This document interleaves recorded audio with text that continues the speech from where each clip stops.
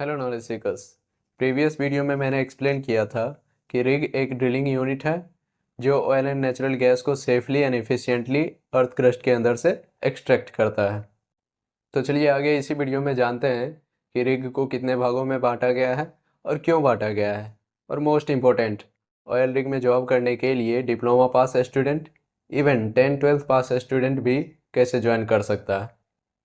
तो लोकेशन के अनुसार ऑयल रिग को दो भागों में बांटा गया है, पहला ऑनशोर रिग और दूसरा ऑफशोर रिग।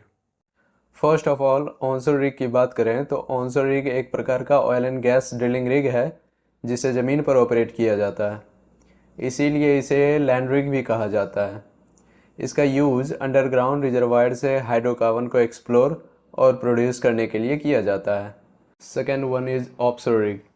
ऑफशोर रिग एक प्रकार का ऑयल और गैस ड्रिलिंग रिग है जिसे समुद्रों में ऑपरेट किया जाता है और समुद्रों में तेल और गैस की ड्रिलिंग एंड प्रोड्यूसिंग के लिए डिज़ाइन किया गया है। तो ऑनशोर और ऑफशोर दोनों के ही कुछ कॉमन कैरेक्टरिस्टिक हैं, जैसे डिज़ाइन और ड्रिलिंग मेथड। डिज़ाइन के बारे में बात करें तो कन्वेंशनल, मोबाइल या ट्रेलर माउंटेड हो सकता है। ये सब क्या है, तो इसी वीडियो में इसके बारे में आगे डिटेल्स में चर्चा करेंगे। दूसरा ड्रिलिंग मेथड की बात करें तो अर्थ क्रस्ट में ड्रिलिंग रोटरी ड्रिलिंग से भी होता है, जिसमें ड्रिल स्ट्रिंग से अटैच ड्रिल बिट रोटेट करते हुए होल करता है। और दूसरा प्रकर्सन ड्रिलिंग से भी होता है। जब पोटेंशियल एरिया में हार्ड रॉक होता है तब ड्रिल स्ट्रिंग से अटैच ड्रिल बिट से लगातार प्रहार करके धरती में होल किया जाता है। हाँ, तो ऑफशोर रिग और ऑनशोर रिग दोनों ही लोकेशन एंड ट्रांसपोर्टेशन के अनुसार कई प्रकार के होते हैं, जैसे कन्वेंशनल रिग, मोबाइल रिग और पैड ड्रिलिंग रिग। और भी बहुत सारे होते हैं।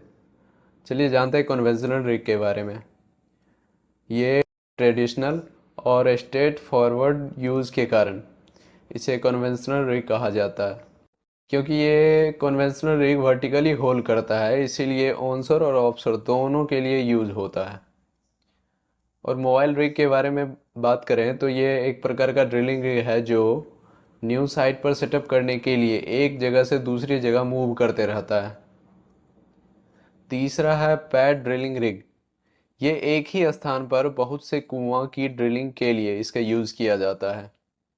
अच्छा, ऑनशोर रिग और ऑफशोर रिग दोनों के लिए कैरेक्टरिस्टिक और टाइप्स कॉमन थे, फिर भी ऑफशोर रिग कंपैरेटिवली ज़्यादा मुश्किल होता है क्योंकि समुद्रों के सतह पर फिक्स्ड प्लेटफॉर्म को फिक्स करना होता है। ये कंक्रीट से बना हुआ एक परमानेंट स्ट्रक्चर होता है जिसका यूज सैलो डीप वाटर के लिए किया जाता है। और दूसरा है सेमी सबमर्सिबल रिग। ये पंटून पर तैरता हुआ रिग है जो ड्रिलिंग और एक्सप्लोरेशन के दौरान स्टेबिलिटी भी प्रोवाइड कराता है और मोबिलिटी भी। मतलब न्यू साइट पर ड्रिलिंग प्रोसेस सेटअप करने के लिए एक लोकेशन से दूसरे लोकेशन तक मूव करने के लिए इसका यूज़ किया जाता है। अच्छा, मैंने स्टार्टिंग में बात किया था कि 10th 12th और डिप्लोमा पास स्टूडेंट भी ऑनशोर या ऑफशोर रिग में जॉब पा सकते हैं, लेकिन ज्वाइनिंग के लिए उन्हें कुछ प्रोसीजर से गुजरना पड़ेगा। जैसे मैनुअल लेबर या क्लीनिंग पोजीशन के लिए उन्हें कंपनी द्वारा बेसिक ट्रेनिंग दिया जाता है, जैसे हो गया ओशा, ओपिटो, H2S आदि का सर्टिफिकेशन, और फिजिकल फिटनेस पास करना होता है, और या तो ONGC में आपका वर्क एक्सपीरियंस भी होना ज़रूरी होता है। अच्छा, चलिए ऑनशोर और ऑफशोर रिग के जॉब शेड्यूल के बारे में भी जान लेते हैं, क्योंकि वहाँ सैलरी तो अच्छी खासी मिलती है, लेकिन वहाँ का लाइफ कैसा होता है उसके बारे में थोड़ा जान लेते हैं। तो ऑनशोर और ऑफशोर में वर्किंग एम्प्लॉय को रोटेशनल शेड्यूल भी होता है, जैसे 28 दिन ड्यूटी और 28 दिन छुट्टी रहता है।